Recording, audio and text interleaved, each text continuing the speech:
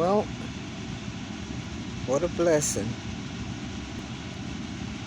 I've been given, well, not given, my friend that owns the radio station is allowing me to use his portable air conditioner, and it fits perfectly in that little slide window as far as the ventilation to blow the hot air out. Oh, it works good. Last night was my first night sleeping with it, and it's awesome. I slept very well.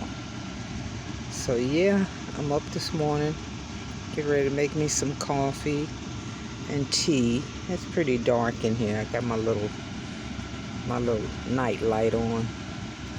And get ready to make me some tea and coffee.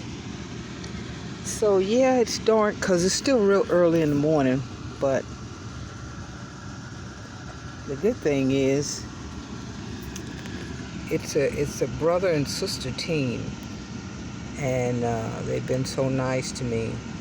So he let me use his portable air conditioner, and she has allowed me to park in her yard, in her driveway. I offered to pay. They will not accept anything, so that's a blessing, and I really am grateful to my God for all the things that has been given to me in my van life adventure.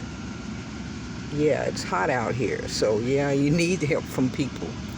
And so yeah, that's what's going on right now. And